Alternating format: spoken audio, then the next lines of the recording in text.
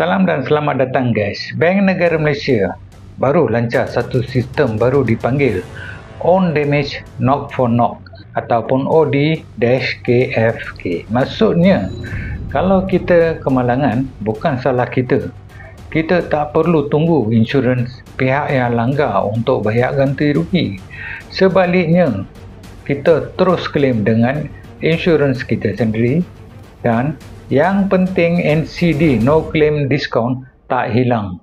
Jadi diskaun insurans kita tetap kekal walaupun kereta kita yang kena repair. Contoh situasinya adalah kita tengah jalan lurus, kita tengah memandu jalan lurus, tiba-tiba ada kereta potong masuk dan langgar. Dia bukan salah kita, sistem lama kena tunggu insurans dia settle. Kadang-kadang ambil masa berminggu-minggu. Tetapi dengan sistem baru OD-KFK ni, kita terus hantar ke bengkel panel insurans kita.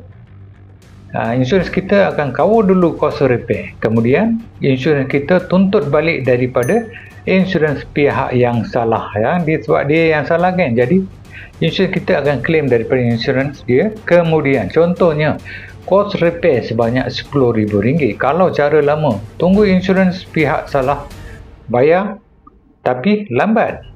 Cara baru, insurans kita bayar dulu RM10,000 untuk kita repair, kereta kita siap dan NCD contoh 55% masih kekal bila kita renew nanti.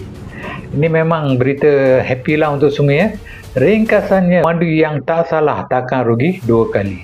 Kereta rosak, hilang diskaun insurans. Apa pendapat anda? Sila komen ya. Terima kasih sudi menonton. Jumpa lagi di video akan datang.